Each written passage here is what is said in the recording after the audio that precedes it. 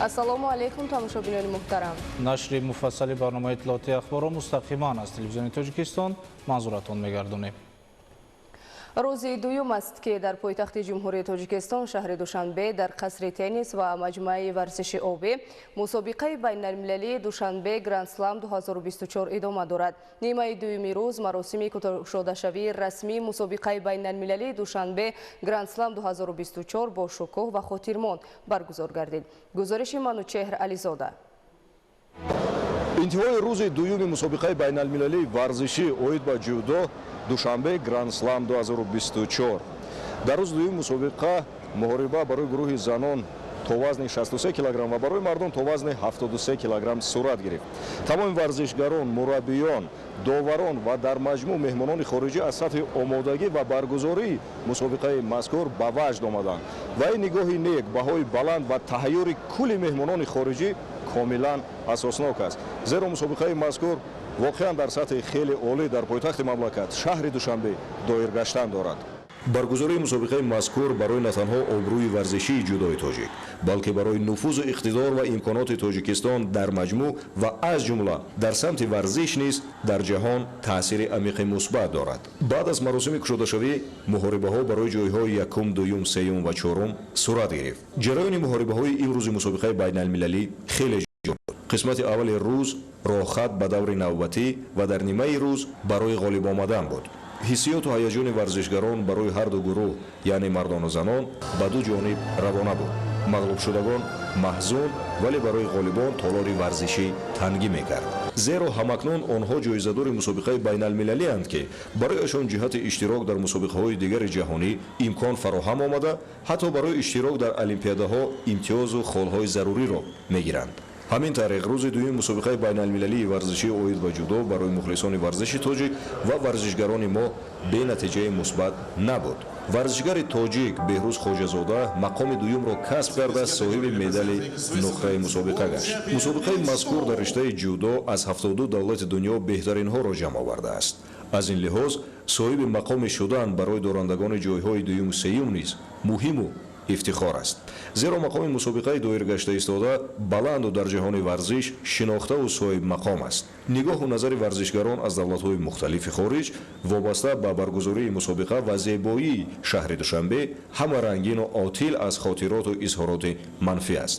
ма сиёсати давлатдорӣ асосгузори сулҳу ваҳдати миллӣ, пешвои миллат, президенти ҷумҳурии Тоҷикистон муҳтарам Эмомалӣ Раҳмон аст ки имрӯз ҷумҳурии Тоҷикистон дорои имконот ва шароити мутобиқ ба талаботи ҷаҳониро дорост ва метавонад чунин чорабиниҳои сатҳи байналмилалиро дар самтҳои мухталиф ва дар сатҳи олӣ дар фазои комили сулҳу субот баргузор намояд. ҳамчунин дар амал татбиқ намудани стратегияи рушди пойтахти мамлакат дар тамоми самтҳои ҳаётан муҳим аз ҷониби раиси шаҳри Душанбе муҳтарам Рустами Эмомалӣ аст ки имрӯз пойтахти ҷумҳурӣ рушди босуръатро дорост ва дилхоҳ иштирокчии ин ва ё он чорабинии байналмилалӣ маҳз таъссуроти рангини худро аз зебоиҳову рушди шаҳри Душанбе мегӯяд.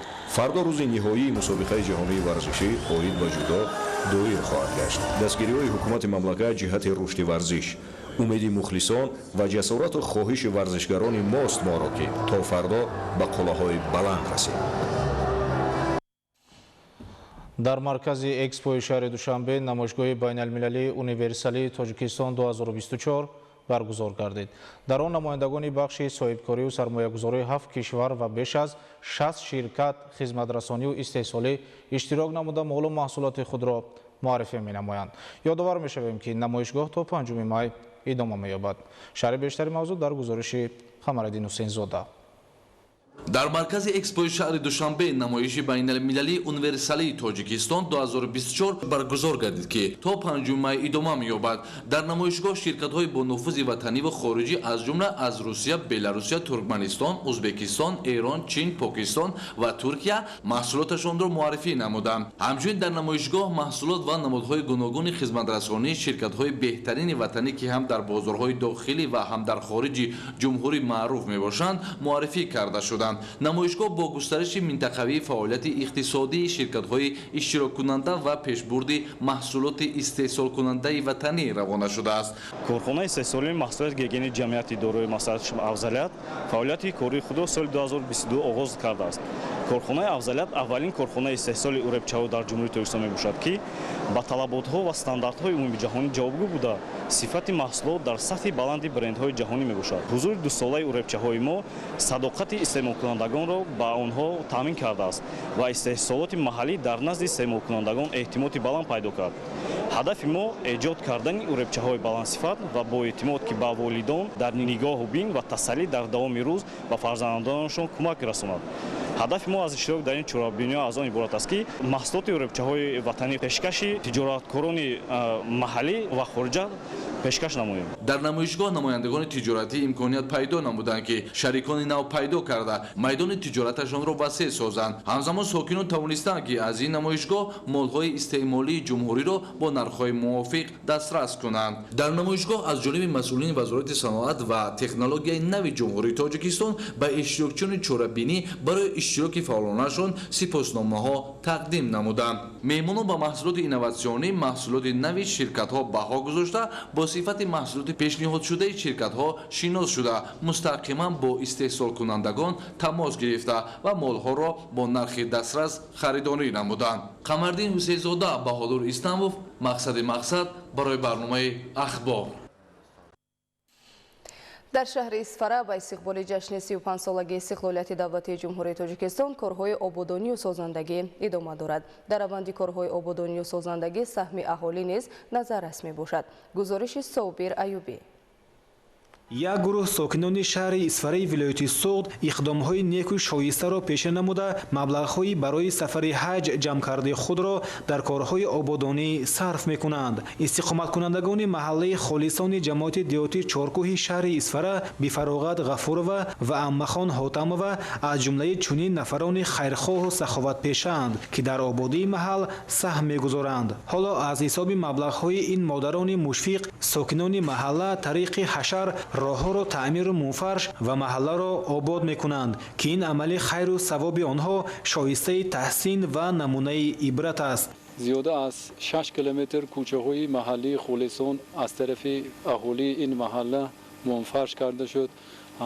мана яке аз сокинони маҳалла ки маблағи худро барои ободонии маҳалла, маблағи адои ҳаҷи худро барои ободонии маҳалла тӯҳфа карданд.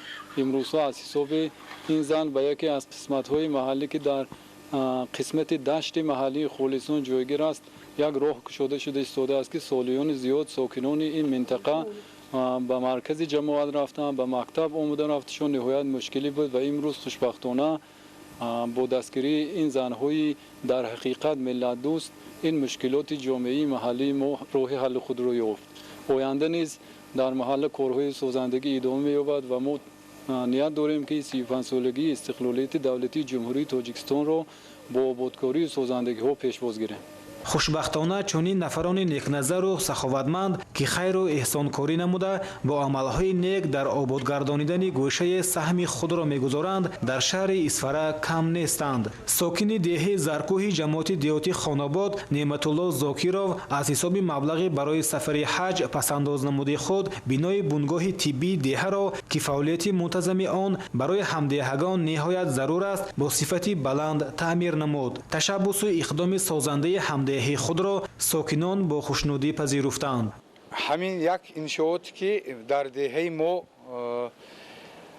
як таъмирталаб буд, иншооти тиббӣ барои халқи деҳаи Зархок, аз номи саховатмандони деҳаи Зархок, аз номи тамоми аҳли деҳа ҳамин як таъмири хуб карда шуд, ки мана барои аҳли деҳа ин чиз дар кор буд, барои халқ албатта ёрдам мекунад ва мо боварӣ комил дорем, ки аз номи тамоми деҳа мо боз ваъда метим, ки боз дигар ҳамаи иншооте, ки дар ҳамин деҳа мавҷуд аст, боз таъмир мекунем. воқеан боиси қаноатмандист, ки соҳибкорони эҳсонкору мардуми ободгари Исфара ҷавобан ба ғамхориҳои рӯзафзони роҳбарияти давлату ҳукумат корҳои созандагии ободониро дар муассисаҳои маорифу тандурустӣ ва ҳам таъмиру ободонии роҳҳо аҳлонаю дастаҷамъона вусъат мебахшанд. ҷоизи зикр аст, ки дар ташкилу пешбурди корҳо дар самти навсозию мунфаршкунии роҳҳо ва ободонии маҳаллаҳо дар барои соҳибкорону саховатмандон аъзои ҳар як оилаю хонавода ба қадри имкону тавон мусоидату саҳмгузорӣ менамоянд. Собир Аюбӣ, шаҳри Исфара, Ахбор. идомаи ахбор. дар ҷамоати деҳоти саразми шаҳри Панҷакент ба ифтихори ҷашни 35-солагии истиқлолияти давлатӣ бунёду навсозии 26 иншооти гуногун таъинот ба нақша гирифта шуда. То имрӯз 12 иншооти он мавриди истифода қарор гирифтанд. гузориши Далери Бозор. дар идомаи корҳои созандагиву бунёдкорӣ бахшида ба 35-солагии истиқлолияти давлатии ҷумҳурии Тоҷикистон, сокинони деҳаи навбунёди ҷамоати деҳоти саразми шаҳри Панҷакент тасмим гирифтанд дар болои соҳи селрав, ки аз паҳлӯи деҳа убур мекунад ва роҳ аз тариқи он мегузарад, пул бунёд намоянд. пули мазкур, ки дарозии он 18 метр ва бараш 5 метр мебошад, бо саҳми сокинони деҳа ба тариқи ҳашар ва сарфи зиёда аз 170 000 сомонӣ сохта шудааст. пеш аз бунёди пули мазкур, рафтуомади сокиноне ки дар канори дигари селоҳа истиқомат мекарданд ба мушкилӣ сурат мегирифт. акнун сокинон, хусусан хонандагони муассисаҳои таълимӣ метавонанд дар тамоми фасли сол бе мушкилӣ рафтуомад намоянд. сокинони деҳа ин ободкориро дастовез ба 35-умин солгарди истиқлолияти давлатии кишвар медонанд. ҳамчунин имрӯзҳо сохтмони бинои нави муассисаи таълимӣ дар маҳаллаи навбунёди деҳаи Абдусамади деҳоти Саразм, ки бо дастгирии мақомоти иҷроияи маҳаллии ҳокимияти давлатии шаҳри Панҷакент ва саҳмгузории сокинон бунёд мешавад, рафта истодааст. инҷо корҳои асосии сохтмонӣ бо сифати хуб анҷом ёфта, ҳоло корҳои ороишии симхонаҳо ва ба тартиб овардани саҳни бино идома дорад. муассисаи мазкур аз 11 симхонаи барҳаво иборат буда, баъди ба истифода додани он 300 нафар хонанда дар шароити муосир ба таълим фаро гирифта мешаванд. ҳамчунин имрӯзҳо дар назди муассисаи таҳсилоти миёнаи умумии рақами 24 деҳаи кӯҳдомани деҳоти Саразм бо саҳми падару модарон сохтмони майдончаи замонавӣ барои машқу тамрин ва дар шароити замонавӣ гузарондани дарсҳои тарбияи ҷисмонӣ дар ҳоли анҷомёбист. илова бар ин, дар ин деҳа бо саҳмгузории сокинон сохтмони маркази саломатӣ идома дорад. маркази саломатии мазкур аз 7 ҳуҷраи барҳавои корӣ иборат буда, баъди ба истифода додани он шароити кории кормандони соҳа хуб гардида, ҳамин гуна хизматрасонии тиббӣ ба аҳолӣ беҳтар карда мешавад. умуман дар ҷамоати деҳоти саразми шаҳри Панҷакент ба ифтихори ҷашни 35-солагии истиқлолияти давлатии кишвар бунёду навсозии 26 иншооти таъиноти иҷтимоӣ ба нақша гирифта шуда, то имрӯз 12 тои он мавриди истифода қарор дода шудааст ва дар як қисмати дигараш корҳои сохтмонӣ идома доранд. Далери Бозор, Зарҳуни Неъматулло, шаҳри Панҷакент, Ахбор. ҷиҳати рушду инкишофи боғдорӣ ва сабзавоткорӣ дар ноҳияи Рошдқалъа рӯзи саҳро дар мавзӯи ташкили боғ ва майдонҳои сабзавоткорӣ барои хоҷагиҳои деҳқонии навбунёд баргузор гардид. ҳамоиши мазкур дар шакли илмӣ ва амалӣ доир шуда, олимону мутахассисони соҳаи боғдорӣ вобаста ба рушди соҳа, ҳифзи зироатҳои кишоварзӣ аз ҳашароти зараррасон тавсияҳои судманд пешниҳод намуданд. гузориши Моҳираи Тоҳир дар ин хусус. дар ноҳияи Рошдқалъа рӯзи саҳро дар мавзӯи ташкили боғ ва майдонҳои сабзавоткорӣ барои хоҷагиҳои деҳқонии навбунёд баргузор гардид. дар кори ҳамоиш намояндагони мақомоти иҷроии ҳокимияти давлатии ноҳияи Рошдқалъа, олимону мутахассисони соҳаи боғдорӣ, сабзавоту картошкапарварӣ ва намояндагони хоҷагиҳои деҳқонӣ иштирок намуданд. дар ҷараёни машварат рушди соҳаи боғдорӣ, усулҳои пайвандкунӣ ва ба шаклдарории дарахтони мевадиҳанда, сабзавоткорию картошкапарварӣ ва ҳифзи зироатҳои кишоварзиро аз хатари ҳашарот дар шароити манотиқи кӯҳистони Бадахшон, риояи агротехникаи парвариши меваю сабзавот, афзоиш додани истеҳсоли маҳсулоти онҳо, ба хусус зиёд намудани масоҳати боғҳо аз ҳисоби дарахтони мевадиҳандаи серҳосил, васеъ намудани заминҳо зери кишти сабзавоту картошка, истифодаи оқилона ва самараноки замин, ҳамзамон муҳофизати навъҳои нодири маҳаллро мавриди таҳлил ва баррасӣ қарор доданд. дар ноҳия мавсими наҳолшинонӣ сар шудааст ва пайванд кардану нигоҳ доштани меваҳо ва ташкил намудани боғҳо аз ҷумлаи масъалаҳои мубарраб мебошанд, ки барои мардуми ноҳияи Рошдқалъа хеле зарур мебошанд.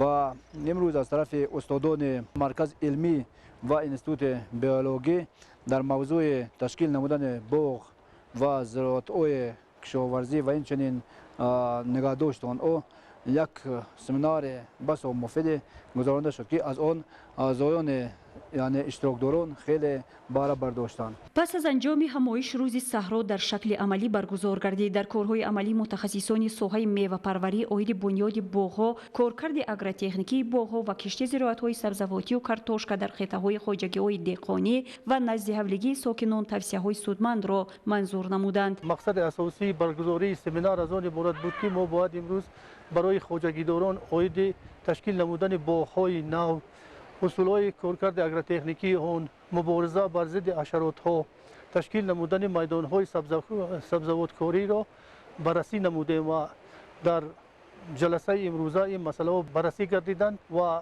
اشتراک کنندگان از موادهای لازمی برآورده گردیدند و به سهم آنها رسانیده شد که ما من بعد برای تشکیل نمودن باغ‌ها، برقرار نمودن باغ‌های نو، تشکیل نمودن گرمخانه ها برای کوچت نهال های سبزواتی و با مبارزه بر ضد حشرات ها مسئله برگزاری گردیدند و بررسی شدند. قید کرده شد که جهت معتدل بودن شرایط های اقلیمی و طبیعی ناحیه رشقلات تا بلندی های 2600-2800 متر، موجودیت تل و تپه ها، زمین های از گردش کشاورزی بیرون مانده برای تشکیل باغ های به طلبات زمان امروزه جوابگو موافق می باشند. همچنین طرز اصول پیوندکنی درختان به شکل دراری درختان میوه دهنده و رعایت اصول اگرتکنیکی درختان و استفاده درست زمین کارم برای خواجگی های دهقانی فهمانده شد. ماهره طاهر، مبارکشاه رستم، ناحیه رشقلا، اخبار.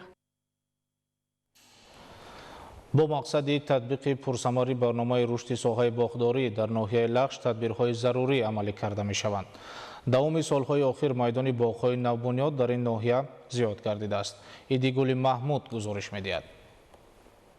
در ناحیه لخش با مقصد رشد ساحه باغداری سالها باز خواجگی دولتی نهال پروری فعالیت دارد که سالهای آخر برای باز دادن ساحه نقشه های مکمل در همکاری با عالمان راه اندازی شده ایستاده است تا بدین وسیله خواجگیداران دهها نمود نهالان به اقلیم محل تاب‌آور و سرحاصل را پرورش نمایند.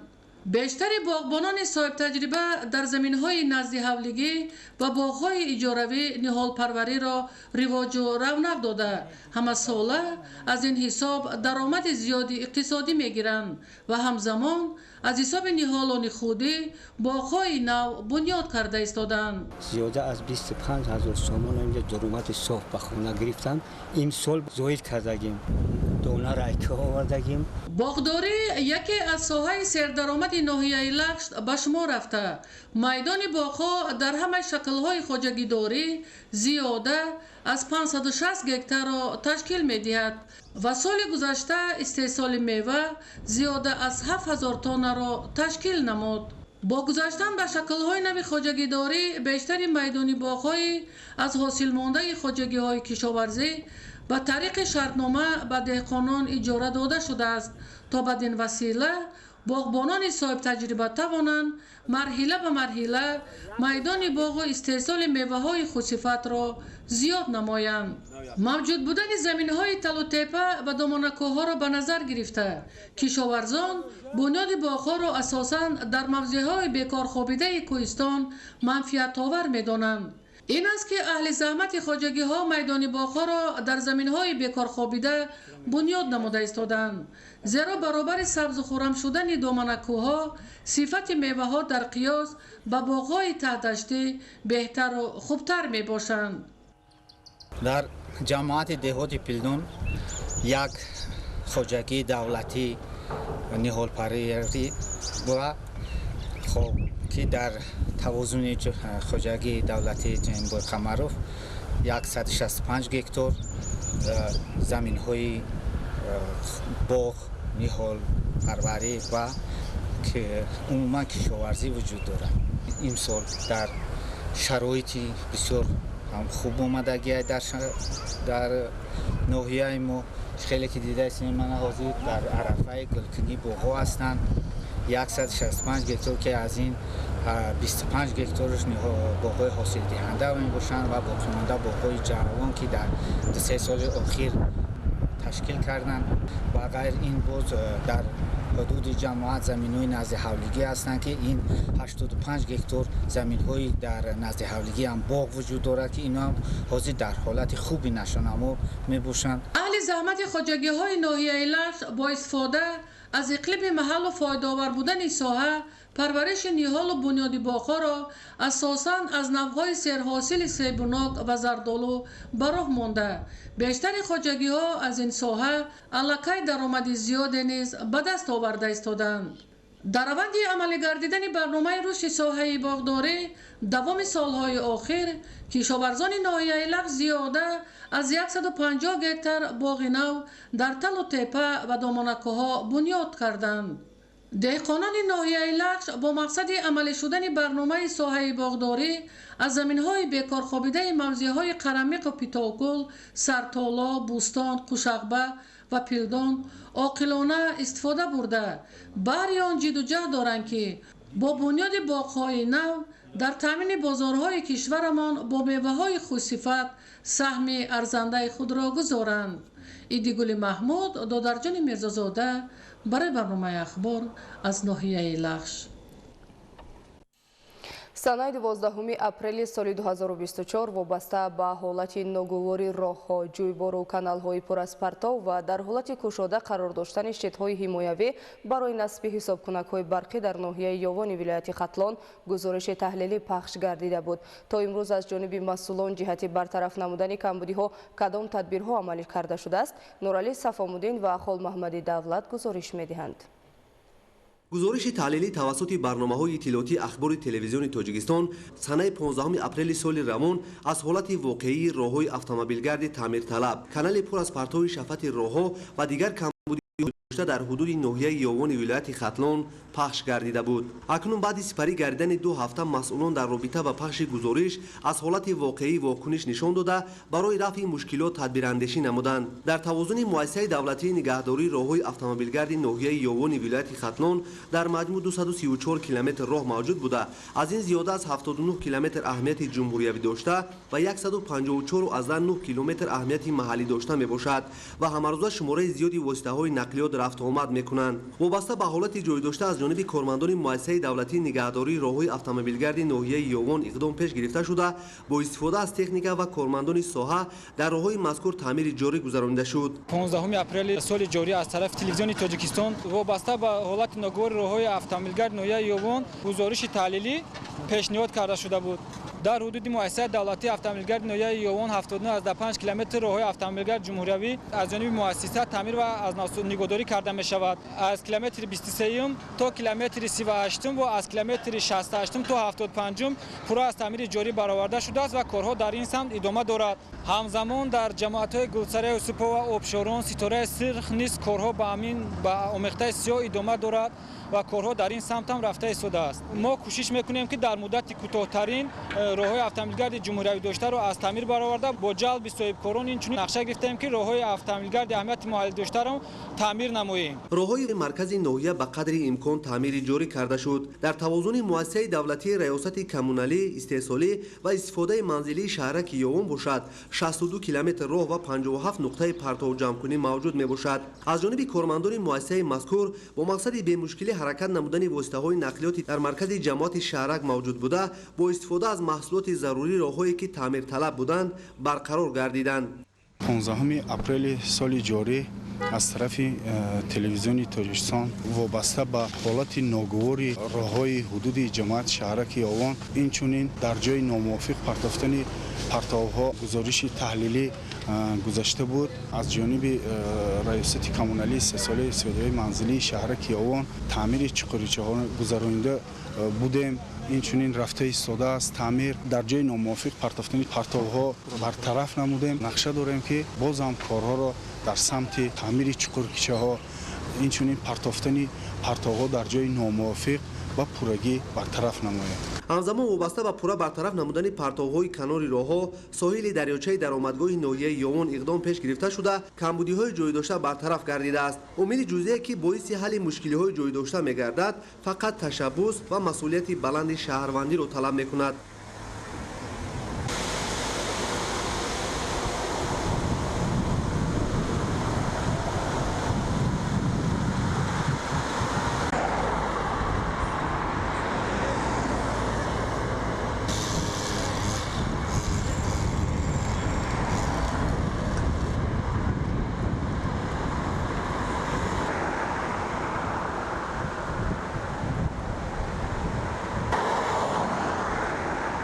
ҳамчунин аз ҷониби масъулони муассисаи давлатии раёсати коммуналии истеҳсолӣ ва истифодаи манзилии шаҳраки Ёвон дар назди ташкилоту корхона, муассисаҳо, биноҳои истиқоматии баландошона, қуттиҳои партовҷамкунии наву замонавӣ гузошта шуда, бо маводҳои безараргардонӣ таъмин карда шуданд. Дар ин сурат танҳо аз сокинони ҳудуди маркази ноҳияи Ёвон масъулияти баланди шаҳрнишинӣ зарур аст, ки партовҳоро дар ҷойҳои муайяншуда партофта, саҳми худро дар тозагии озодагии ноҳия гузоранд. Ин тадбири муҳим агар аз як ҷиҳат дар тозагии маркази ноҳия боис гардад, аз ҷониби дигар дар пешгирӣ аз хуруҷи бемориҳои сироятӣ ва ифлосшавии ҳифзи муҳити зист замина мегузорад. Шаҳрвандон бояд бо эҳсоси баланди масъулияти шаҳрвандӣ зери шиори зиҷӯе ки хурди азу оби пок нашояд фикандан дар осангу хок амал намоянд ва дар он ҷое ки зиндагӣ мекунанд пеш аз ҳама бояд масъулияти инсониро ба ҷо биёранд. Бояд гуфт ки ноҳияи Ёвон солҳои охир ба яке аз ноҳияҳои ободу зебо ва пешрафта табдил ёфтааст. Сокинони шаҳр ва деҳоти он бояд назди хона, кӯчаҳои маҳаллизисти худро бояд тозаву озода нигоҳ доранд ва масъулони ниҳодҳои дахлдор низ иҷрои вазифаҳои худро нодида нагирифта ҷиҳати тоза нигоҳ доштани шаҳр саҳмгузор бошанд. масъулони муассисаи давлатии раёсати коммуналии истеҳсолӣ ва истифодаи манзилии шаҳраки Ёвон таъкид медоранд ки соли ҷорӣ аз ҷониби соҳибкорон 4 километр роҳи мазкур мунфарш гардидааст. ҳамчунин аз ҷониби масъулони шабакаҳои барқи ноҳияи Ёвон бошад, ҳолати нигаронкунанда оид ба дар ҳолати кушода қарор доштани сипарҳои ҳимоявӣ ки дар дохили онҳо ҳисобкунакҳои барқӣ дар биноҳои истиқоматии ҳудуди ноҳия насб карда шудааст, рӯи навор оварда шуда буд, бартараф гардидааст. дар сипарҳои тақсимкунандаи ҳозиразамон албат хулфҳо мавҷуд аст. чӣ ки буд мо калидҳо дорад, мо маҳкам кардем, назорат бурда истодем. дар маҷмӯъ аз ҷониби масъулони сохторҳои марбута камбудиҳои ҷойдошта дар ноҳияи Ёвони вилояти Хатлон бартараф гардид. вобаста ба ин бояд аз ҷониби масъулони соҳа тадбирҳои зарурӣ андешида шуда, дар байни аҳолӣ пайваста корҳои фаҳмондадиҳӣ дуруст баром монда шавад. Нуралии Сафомидӣ, Холмаҳмади Давлат, Баҳодур Ҳасанзода, ноҳияи Ёвони вилояти Хатлон, Ахбор. идомаи ахбор. боришоти пайдарпай ва фаромадани ярш дар охири моҳи апрели соли ҷорӣ дар ноҳияи Балҷувони вилояти Хатлон ба қисме аз хонаҳои истиқоматӣ, кӯчаву маҳалҳо ва роҳҳои автомобилгард хисорот расонидааст. корҳои бартарафсозӣ ва пешгирӣ аз хавфи сар задани ҳодисаҳои табиӣ дар ноҳия ҷараён доранд. тафсилоти бештар дар гузориши Олим Носирзода. ноҳияи Балҷувон яке аз минтақаҳои кӯҳии кишвар буда ҳудуди онро маҷрои 4 дарё убур мекунад. аз ҳамин хотир ҳамасола дар мавсими боронгариҳо аз сабаби баланд шудани сатҳи оби дарёҳо садҳои муҳофизатӣ рахна гашта ба хоҷагии халқи деҳаҳои назди соҳилӣ ва дигар минтақаҳои назди кӯҳӣ зарари иқтисодӣ ворид менамояд. бахусус дар натиҷаи боришоти рӯзҳои 25-30 апрели соли ҷорӣ сатҳи оби дарёҳои Сурхоб, Тира, Талхак ва Оби Мазор баланд гашта, қисман садҳои муҳофизатиро дар деҳаҳои Калтачинор, Сари Мазор, Балҷувон осеб расонидааст. махсусан дар шафати шоҳроҳ ва манзилҳои истиқоматии деҳаҳои ҷамоати деҳоти ба номи Саиф Раҳим, Сафар Амиршоев, Тоҷикистон ва Балҷувону Сарихосор аз ҷониби кӯҳу дараҳо обу гил фаромада, қисматҳои алоҳидаи шоҳроҳи Кангурд, Балҷувон, Ховалинро осеб расонид ва қубурҳои обгузаро корношаям намуда ба 16 манзилҳои истиқоматии шаҳрвандон ва иншоотҳои ёрирасони онҳо зарари иқтисодӣ расонида, роҳҳои байнидеҳавиро тахминан дар масофаи 10 километр хароб намудааст. дар заминаи дастуру супоришҳои бевоситаи пешвои миллат, президенти ҷумҳурии Тоҷикистон муҳтарам Эмомалӣ Раҳмон ва дастгириву ғамхориҳои ҳукумати мамлакат ҷиҳати бартарафсозӣ ва пешгирии хавфи ҳодисаҳои табиӣ дар шаҳру ноҳияҳои вилояти Хатлон аз ҷумла дар ноҳияи Балҷувон гурӯҳҳои корӣ бо ҷалби сохторҳои марбутаи сатҳи ҷумҳурӣ, вилоят ва ноҳия сафарбар гардида, дар минтақаҳои зарардида ва қитъаҳои осебпазир корҳои бартарафсозӣ ва пешгирикунанда ҷараён доранд. баш кумитаи вилоятҳои фавқулодда ва мудофиаи гражданӣ дар ноҳияи Балҷувон бо мақсади бартарафсозии оқибатҳои офати табиӣ, махсусан бо пай дар пай рӯзҳои охир ки ба хоҷагии халқ ва минтақаҳои наздисоҳилӣ зарари иқтисодӣ ворид намуда буд, тамоми қувваи воситаҳоро барои сари вақт пешгирӣ намудан равона намуда, ҳамзамон бо ҷалби нерӯҳои ғайри ҳарбӣ низ корҳои амалӣ иҷро гарданд. инчунин дар деҳаҳои ноҳия бо ҷалби комиссияи доими мақомоти иҷроии ҳокимияти давлатӣ ноҳияи Балҷон оид ба ҳолатҳои фавқулодда корҳои бартарафсозӣ рафта истодааст. бо ҷалби сохторҳои ҷумҳуриявӣ гурӯҳи кории мақомот бахшида ба 35-солагии истиқлолияти давлатӣ, мақомоти иҷроияи ҳокимияти давлатии вилояти Хатлон ва ноҳияи Балҷувон тавассути таъсиси ситоди доимоамалкунанда корҳои бартарафсозии оқибатҳои офати табиӣ бо ҷалби қувваю воситаҳо ва техникаҳои мавҷуда анҷом дода шуданд. Дар доираи амалӣ намудани тадбирҳои барқарорсозиву пешгирикунандаи хавфу зарари офатҳои табиӣ зиёда аз 45 техникаҳои гуногуни соҳавӣ, наздики 1500 нафар нерӯҳои ғайриҳарбӣ аз ҳисоби шаҳрвандон ва дигар механизмҳо ҷалб гардида саривақт мушкилоту хисороти воридшударо бартараф карда истодаанд. ҷиҳати бартарафсозии зарари ҳодисаҳои табиӣ намояндагони тамоми сохторҳои давлатӣ, идораву ташкилот, муассисаҳои гуногун ва сокинони маҳаллӣ фаъолона иштирок намуда саҳмгузорӣ карда истодаанд. дар натиҷаи боронҳои пайдарпай дар километри 39 то 41-500 роҳи автомобилгарди Данғара, Кангур, Балчон, Хуалин ярчвар лоиқа фаромадааст ки кормандони муассиса бо техника ва корҳои дастӣ ҳаракати мунтазами тақиётро таъмин намуда истодаанд. бо ташкили ҳашарҳои дастҷамъона мавзеъҳои зарардида назди идораву ташкилот, хиёбону гулгашт, кӯчаву маҳаллаҳо ва каналу ҷӯйборҳо тоза карда шуда марҳилаи корҳои бартарафсозӣ идома доранд. инчунин бо мақсади пешгирӣ аз обхезӣ дар соҳили садҳои муҳофизатии деҳаи Калтачинор тавассути гузоштани тахтасангҳо маҷрои об тағйир дода шуда хавфи обхезӣ бартараф карда шуд ва дар ин самт тадбирҳои иловагӣ ҷараён дорад. айни замон ситоди таъсисдодашуда бо ҷалби тамоми қувваю воситаҳо барои рафъи оқибатҳои ҳолатҳои фавқулода ба таври шабонарӯзӣ фаъолият намуда истодааст. Олим Носирзода, Хуршеди Нодирхон, ноҳияи Балҷувон, Ахбор. шарҳи мавзӯи дигар. дӯст доштани ватан ва ҳифзи арзишҳои миллӣ дар ашъори пурҳикмат ва мероси пурғановати фарзанди бароманди миллати тоҷик Мирзо Турсунзода мавқеи асосӣ дорад. саҳми ин шоири тавоно бо асарҳои мондагор дар рушди адабиёти муосири тоҷик назаррас мебошад. Нуриддини Қурбон мавзӯро шарҳ медиҳад. достанҳои ҷони ширин, садои Осиё ва қиссаи Ҳиндустон аз асарҳои барҷастаи таърихии Мирзо Турсунзода ба шумор мераванд, ки кишварҳои Ҳиндустону Покистон ва қораи Осиёро ба тасвир кашидааст. Мавриди зикр аст, ки Мирзо Турсунзода шоири ватансаро буда, ҷавҳари аслии эҷодиёти ӯро дӯстдоштани тараннуми зебоии Тоҷикистони биҳиштосо ташкил медиҳад. имрӯз дар Донишгоҳи миллии Тоҷикистон дар мавзӯи Мирзо Турсунзода чеҳраи мондагори адабу фарҳанги тоҷикон ҳамоиши ҷумҳуриявии илмӣ назариявӣ баргузор шуд. дар ҳамоиш намояндагони дастгоҳи иҷроияи президенти ҷумҳурии Тоҷикистон, мақомоти иҷроияи ҳокимияти давлатии шаҳри Душанбе ва адабиётшиносон иштирок карданд.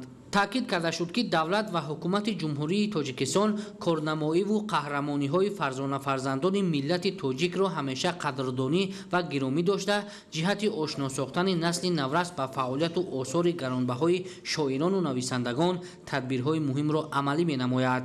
бо назардошти саҳми арзишманди шоир дар пешрафти адабиёт ва тараннуми Тоҷикистон, соли 2001 бо фармони президенти ҷумҳурии Тоҷикистон ба Мирзо Турсунзода унвони қаҳрамони Тоҷикистон дода шуд. агарчи имрӯз дар ҷомеаи Тоҷикистон устод Мирзо Турсунзодаро ҳамчун қаҳрамони миллат аз корҳои сиёсиву дипломатие ки дар таърихи кишвари мо анҷом дод мешиносанд, ҳамчун шоир аз назари бахши осори ҳунарӣ низ устод Турсунзода корҳои бузурге дар сохтмони шеъри тоҷик анҷом доданд, ки арзиши таҳқиқу пажӯҳишро доранд. устод Мирзо Турсунзода аз аввалин касоне буд, ки якум аз роҳи забон шеъри моро воқеан ба забони шеър, ба забони шеъри суннатӣ наздик кард ва дуввум ин буд, ки дар баробари ин ки корбурди истилоҳоте ки аз шеъри суннатӣ аз шеъри мо дур монда буданд, ҳам истилоҳоти шеъри суннатиро ба кор бурд ва ҳам дар асоси ин истилоҳот бисёри калимаҳоеро ки аз кор афтода буданд ва маъноҳои ирфониву фалсафӣ доштанд ва маънои маҷозӣ медодан, онҳоро ба асли худ баргардонд. иштирокчиён дар мавзӯъҳои гуногун маъруза карда саҳми шоирро дар рушди адабиёти тоҷик ва фарҳанг бузург арзёбӣ карданд. ба андешаи олимон бесабаб нест, ки асарҳои шоири шӯҳратёри тоҷик ба зиёда аз 50 забон тарҷума шудааст. президенти ҷумҳурии Тоҷикистон муҳтарам Эмомалӣ Раҳмон дар китоби худ чеҳраҳои мондагор нигоштаанд, ки шахсияти шоири ватандӯст дар он зоҳир мешавад, ки дар ҳар шеъри ӯ меҳру муҳаббати Тоҷикистон баръало ба мушоҳида мерасад. Мирзо Турсунзода доираи мавзӯъ ва масъалаҳои адабиёти муосири тоҷик тоҷикро вусъат дода манзараҳои гуногуни ҳаёти мамлакатҳои хориҷиро бо афкори нав ва аз дидгоҳи нав ба адабиёти мо ворид сохт ва ба ин васила мактаби нави адабӣ ба вуҷуд овард. ашъори Мирзо Турсунзода аҳамияти бузурги маънавӣ ва таърихӣ дошта ба насли имрӯза ба мерос мондааст ки мутолиаи он барои ҷавонон роҳи дурусти худшиносӣ ва худогоҳиро нишон медиҳад. Нуриддини Қурбон, Баҳодур Қурбонзода, Баҳодур Ҳасанзода барои барномаи Ахбор. дар шаҳри Душанбе даври ҷумҳуриявии Олимпиадаи Спеллинг Бӣ ва Олимпиада оид ба шоҳмот байни хонандагони муассисаҳои таҳсилоти миёнаи умумии шаҳру ноҳияҳои мамлакат баргузор гардид. гузориши навбатӣ дар ин хусус.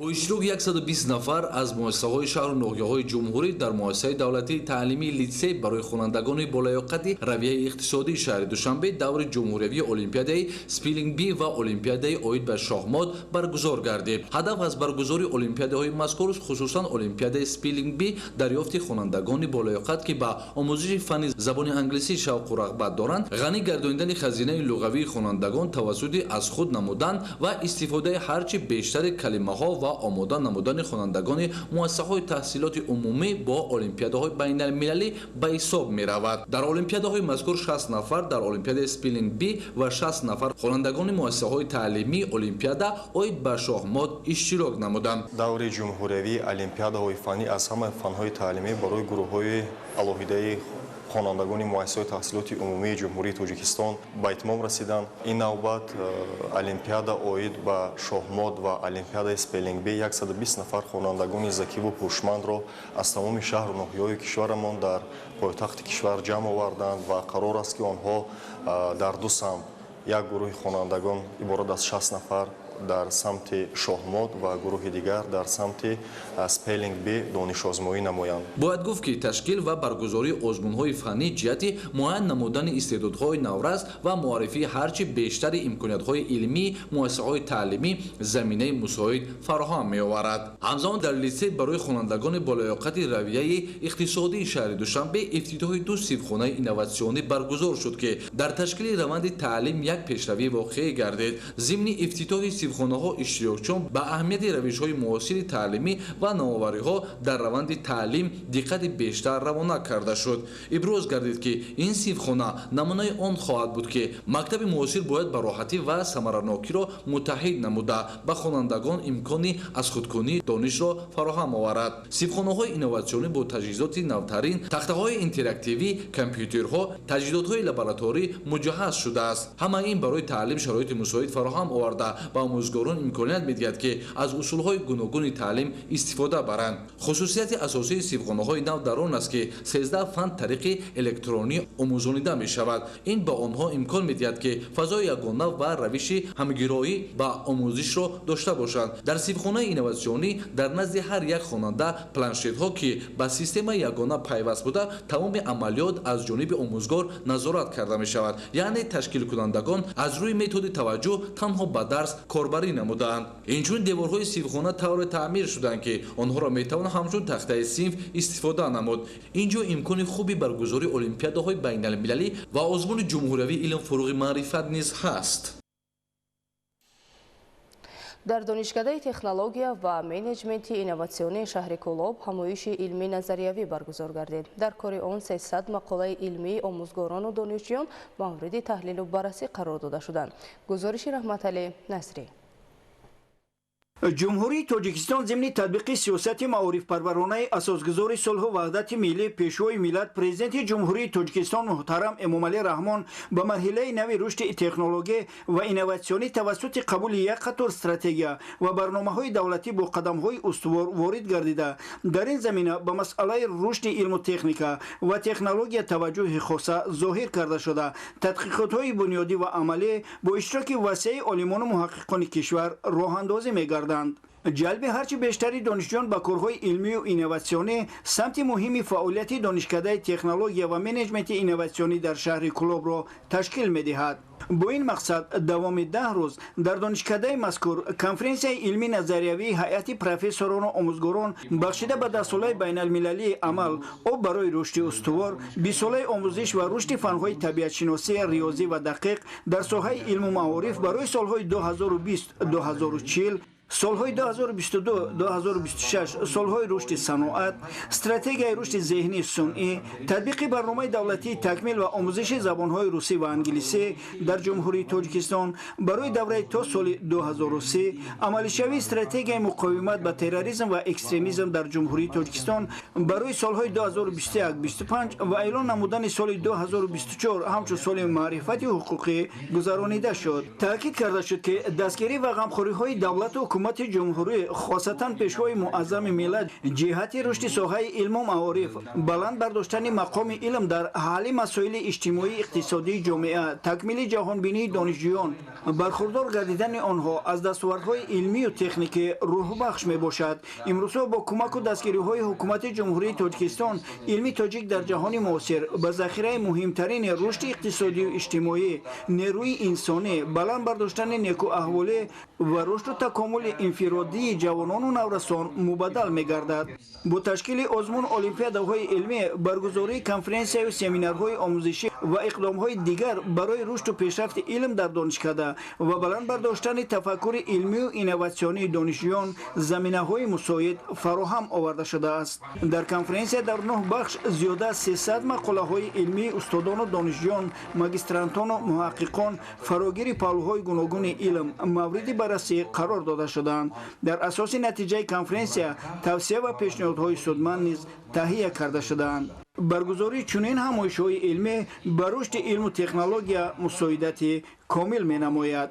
дар идома дар вазъияти тантанавӣ донишҷӯёни фаъол барои пешниҳоди беҳтарин мақолаи илмӣ дар бахшҳои конференсия ва ғолибони даври донишкадавии озмуни ҷумҳуриявии илм фуруғи маърифат бо ифтихорномаҳо ва тӯҳфаҳои хотиравӣ қадрдонӣ шудаанд.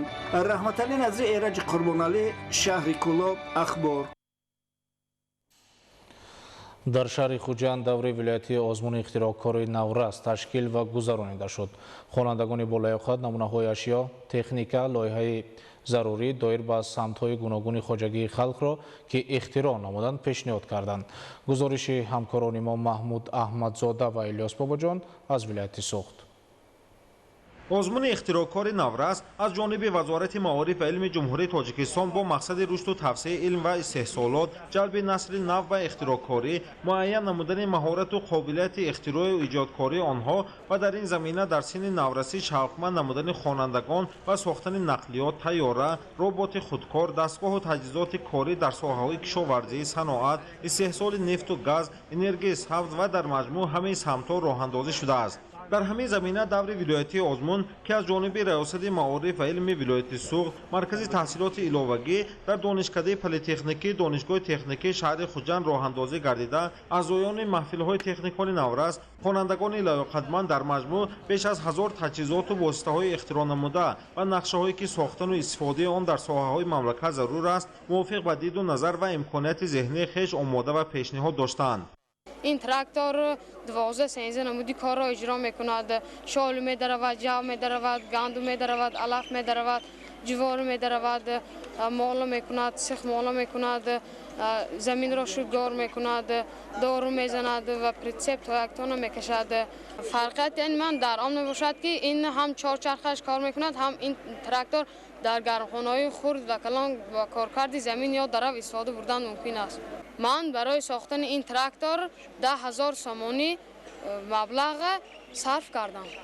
اختراع پیشنهاد نموده خوانندگان بیشتر نقلیات، تیاره‌ها، ربات‌های خودکار که در روند استحصالات ضرورند، تولید نیروی برق و واسطه‌های کمخرج و آسان، تکنیک خرد کشاورزی برای قطار بین باغ‌ها که از قسم‌های احتیاطی ساخته شدند و لایحه‌های بناهای محتشم، برنامه‌سازی طریق تکنولوژی اطلاعاتی و دیگر سمت‌ها را فراگیر بود که همه این موافق برنامه تعلیمی، نتیجه تعلیم و آموزش فن‌های ریاضی، طبیعت‌شناسی، فیزیک، شیمی، علم‌های دقیق روی کار آمده است. نمایندگان ریاست معارف ولایت سوغد، آموزگاران، هیئت حاکمان به هر اختراع پیشنهاد گردیده دقت مخصوص ظاهر نمودند. همزمان در برابر تشکیل نمایش کارهای اختراع گردیده در سیمخانه‌ها خوانندگان دایر به ساخت تجهیزات، مقصد، هدف، کار آن و لایحه‌های خویش را به طور نظریوی و عملی معرفی نمودند که موافق به بهاگذاری غالبان معین کرده شدند. дар озмуни мазкур яъне аз 15 номинатсия ки иборат аст зиёда аз 1700 нафар довталаб яъне иштирокчӣ аз 18 шаҳру навоҳӣ фаъолона иштирок доранд. пештар мана озмунҳои ихтироъкорӣ ба довталабон яъне хонандаҳо аз коғазу аз ҳар як гуна матоъҳо макет месохтанд. имрӯз бошад дар намуди реалӣ, яъне он ихтирооте ки имрӯз месозанд барои ҷамъият, барои хоҷагии қишлоқ, ин ё он намуд фоидаи худро мебиёрад. яъне аз як макети оддӣ имрӯз то сатҳи намуди реалӣ омада расидааст. ман боварии комил дорам ки насли навраси мо сол аз сол ба ин гуна озмунҳо фаъолона иштирок намуда идея, истеъдод, ихтирооти худро ба амалия татбиқ менамоянд. ба таъкиди омӯзгорон ташкилкунандагони озмун омода намудани ихтирои нав ба диду назари хонанда мувофиқ ба талаботи маҳалли зисти хеш сохтани ҳар намунаи техникию таҷҳизот ё лоиҳаи он маънию мафҳум ва диду назари тозаи онҳоро бозгӯ менамояд ки ба мушкилот ё зарурати маҳалли зист бетараф нестанд ва маҳорати ихтироъкорӣ, шавқ ва диду назари хешро ба шароити маҳал мутобиқ фикр карда ихтирои хешро дар амал ҷорӣ намуданд.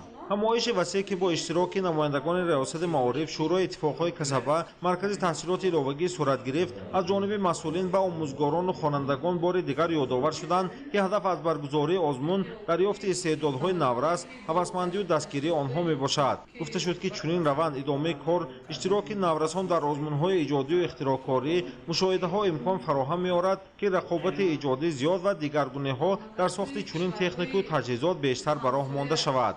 маҳмуд аҳмадзода, Илёс Бобоҷон, шаҳри Хуҷанд, Ахбор. оила сутуни асосӣ ва омили пойдории ҷомеа аст. ба ифтихори рӯзи байналмилалии оила дар ноҳияи Файзобод чорабинии маърифати фарҳангӣ баргузор гардид. гузориш дар ин бора бахшида ба рӯзи байналмилалии оила таҳти унвони оила макони меҳру муҳаббат барномаи маърифатӣ фарҳангӣ бо шукӯҳу шаҳомати хоса баргузор карда шуд. ҳадафи барномаи мазкур муқаддас донистани арзишҳои оиладорӣ, нигоҳдории меҳру муҳаббат ва ҳамдигарфаҳмӣ дар оила, омода кардани фарзандон ба ҳаёти мустақилона, саҳми арзанда гузоштан дар таълиму тарбияи фарзандон ва дар рӯҳияи ватандӯстӣ ва хештаншиносӣ тарбия намудани онҳо маънидод карда шуд. ضمن برگزاری چهاربینی مسئولین مقامات اجرایی حکومت دولتی ناحیه فیض‌آباد ابراز نمودند که oila در فرهنگ مردم کهن‌بنیاد تاجیک همچون نهاد مقدس اعتراف گردیده است. زیرا بهترین ارزش‌های انسانی از قبیل محبت و صداقت، صمیمیت و وفاداری و همدیگر فهمی و تحملگرایی محض در oila تشکل می‌یابند. ذکر کرده شد که oila ستون جامعه و جامعه ستون دولت و ملت است. این پیوند ناگسستنی عصرها اینجانب ادامه داشته. دولت و حکومت رشد oila را در سیاست محوری خود قرار داده است. در سطح دولتی با ابتکار پیشوای ملت محترم امامعلی رحمان برگزار گردیدن چهاربینی‌ها بخشیده به روز oila و رسم و آیین مردمی خود دلیل جزء مهم سیاست اجتماعی دولت بودن oila را می‌ماند که هدف آن بهبود بخشیدن به حیات مردم مملکت و باز هم بلند برداشتن معنویات oila میباشد. oila تشکل جامعه سالم است. وقتی که oila سالم است در آن نسل سالم به دنیا میآید. از نسل سالم جامعه سالم میگردد. از این رو هر یک فرد صاحب عقل جامعه را ضرور است که در روحیه وطندوستی و ملت پرستی تربیت نمودن فرزندان پاک و به آلایش نگاه داشتن oila های خود سهم باسزار گذارند. به خاطر روز بین المللی oila از جماعت های شهرک و دهات ناحیه بهترین oila ها دعوت شدند.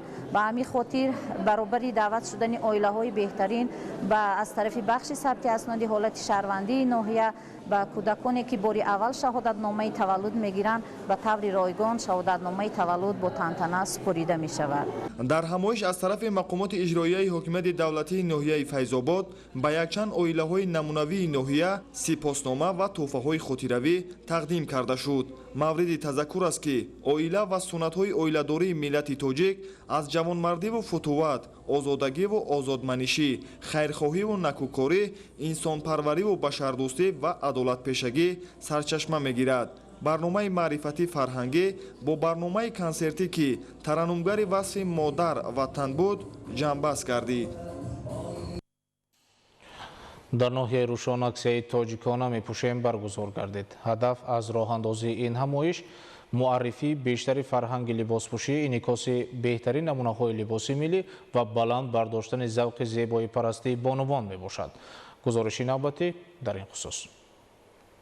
ҳар як миллату халқият дорои либос ва либоспӯшии махсуси худ буда ба фарҳанги ниёгони хеш арҷи хоса мегузорад. Либоспӯшии тоҷикон таърихи қадимӣ дошта, завқи зебоипарастии мардуми покнажоди тоҷикро таҷассум менамояд. Ин аст ки баҳри муаррифӣ намудани фарҳанги либоспӯшӣ дар саросари мамлакат иқдоми тоҷикона мепӯшем ба роҳ монда шудааст ки ин аз тамаддунофариву фарҳанги бои доштани миллати тоҷик дарак медиҳад. Дар ноҳияи Рӯшон ҳамоишгоҳ бо дастоварди ҳунармандону бонувони соҳибкасб гирд оварда шуд. Дар замони соҳибистиқлолии мамлакат мақоми зани тоҷик дар сатҳи баланд баҳогузорӣ гардида, ҷиҳати ҷалб намудани бонувону занон ва ҷавондухтарон ба вазифаҳои роҳбарикунанда ва рушди иқтисодиёту иҷтимоиёти мамлакат санадҳои меъёриву ҳуқуқӣ ва барномаҳои давлатӣ қабул ва татбиқ карда шуданд ки дар заминаи он имрӯз занону бонувон дар ҷомеа мавқеи баландро соҳиб мебошанд. баҳри баланд бардоштани рисолати худшиносии занон, нақши онҳо дар таҳкими оила, пешгирии шиддати пошхӯрии оилаҳо, тамоюли афзоиши бегонапарастӣ дар байни бонувон, мусоидат ба таҳсил ва ҷойкор ҳамеша таҳти назорати доимии ҳукумати мамлакат қарор дошта, ҷиҳати фароҳам овардани имкониятҳо ҳаматарафа кӯшиш намуда истоданд. дар кори ҳамоиш масъулини кумитаи иҷроияи ҳизби халқи демократии тоҷикистон дар вилоят ва намояндагони мақомоти ноҳияи Рӯшон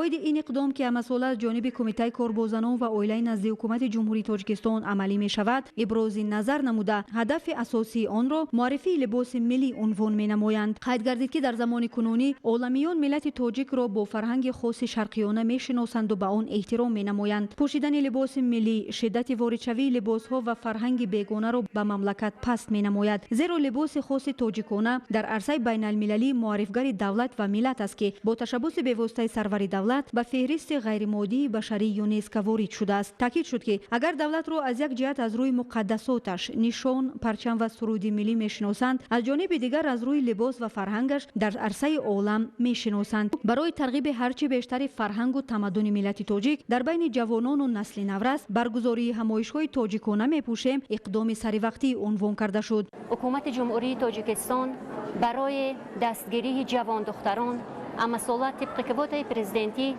ба донишгоҳҳои олӣ ҷавондухтарон дохил мешаванд ва албатта ин барои пояи давлат аст, барои оне ки дар оянда насли наврас босавод бошад. баъди ҳамоиш дар майдони парчами ноҳияи Рӯшон ҷавондухтарон бо либосҳои миллӣ намоиши либосро манзур намуданд. таъкид шуд ки зани тоҷикро либоси миллиаш зеботар менамояд, на либоси халқу миллатҳои дигар. аз ин рӯ занону духтарони тоҷикро зарур аст ки ба қадри либоси миллиамон бирасанду эҳтироми онро ба ҷо биёранд, чунки зани тоҷикро дар ҳамаи давру замон бо либоси миллиаш мешиносанду эҳтиром менамоянд. баргузории чунин ҳамоишҳои сатҳи баланд ба муаррифии фарҳанги тоҷик ва либоси миллӣ заминаи хуб фароҳам оварда, ҷиҳати пешгирии хурофотпарастӣ ва тақлид ба фарҳанги бегона такони хубе хоҳад бахшид. тоҷинисои Файзуллобек, Муборакшои Рустам, ноҳияи Рӯшон, ахбор. бинандагони гиромӣ, нашри муфассали барномаи иттилооти ахбор ба анҷом мерасад. шаби хушу рӯзгори осоишта насибатон бод. саломат бошед. салом бинандагони гиромӣ, шуморо бо вазъи ҳавои мамлакат барои пагоҳ 5 майи соли 2024 ошно месозем. агентияи обу ҳавошиносии кумитаи ҳифзи муҳити зисти назди ҳукумати ҷумҳурии тоҷикистон иттилоъ медиҳад ки шабонарӯзи оянда дар вилояти мухтори кӯҳистони Бадахшон ҳавои тағйирёбанда пешгӯӣ шуда, дар баъзе ноҳияҳо борони кӯтоҳмуддат дар назар аст. вазъи ҳаво дар ғарби вилоят шабона 5-10, рӯзона 15-20 дараҷа гарм мешавад. дар шарқи вилоят шабона аз 3 дараҷа хунук то 2 дараҷа гарм, рӯзона 8-13 дараҷа гарм мешавад. дар вилояти Хатлон ҳавои абрнок пешгӯӣ шуда, дар баъзе ноҳияҳо борон бо шиддат меборад. вазъи ҳаво дар водиҳо шабона 13-18, рӯзона 20-25 дараҷа гарм мешавад. дар ноҳияҳои доманакӯҳӣ шабона 8-13, рӯзона 12-17 дараҷа гарм мешавад.